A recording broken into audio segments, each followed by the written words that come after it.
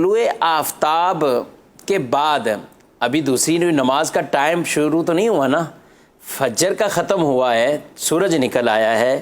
اب کوئی آدمی بالفرض اس وقت یہ 8:32 ہو رہے ہیں، 8:30 بجے 9 بجے یہ آج کی فجر پڑھنا چاہتا ہے، یہ قضا پڑھے گا یا اس کو ادا کی نیت کرے گا، کیا کرے گا؟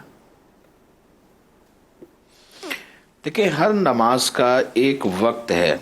ان الصلاۃ کانت علی المؤمنین کتابا موقوتا، قرآن مجید فرقان حمید میں اللہ تبارک و تعالی نے یہ بیان فرمایا ہے.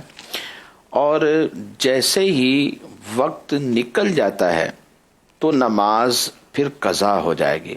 یعنی اگر وقت کے اندر ادا نہیں کر سکا تو گویا اب قضا ہے.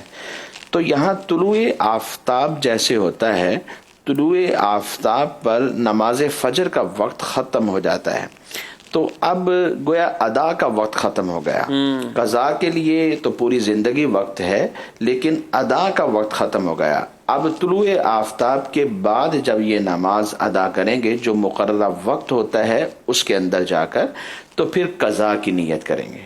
اور اس کے ساتھ صرف فرض پڑھنی یا سنت بھی پڑھنی؟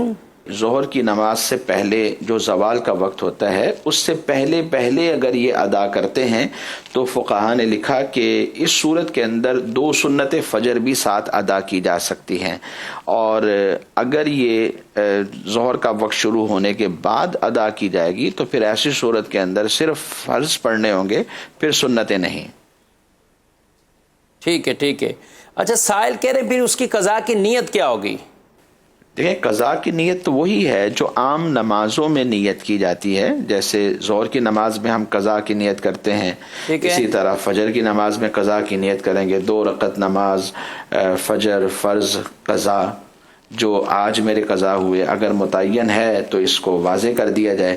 اور اگر بہت ساری اور بھی نمازیں ہیں تو پھر ایسی صورت کے اندر جیسے فجر کی بہت ساری نمازیں قضا ہیں، اللہ نہ کرے کسی کے لیے ایسا ہو، لیکن اگر اس طرح کی صورتحال ہے تو اس میں پھر 2 صورتیں ہوتی ہیں. یا تو اسی دن کی پڑھنا چاہتا ہے تو یہ سب سے آخری ہے زندگی کی، متعین کر لیتا ہے تو اچھی بات ہے کہ میں آج کی فجر جو قضا ہوئی وہ پڑھ رہا ہوں. اور اگر یہ نہیں کرتے تو یوں کہہ سکتے ہیں کہ میری زندگی میں جو سب سے آخری فجر کی نماز قضا ہوئی میں اسے پڑھ رہا ہوں. یا پھر یہ کہہ لیں کہ میں زندگی میں جو سب سے پہلی نماز قضا ہوئی تھی وہ پڑھ رہا ہوں. تو اس طرح نیت کر سکتے ہیں.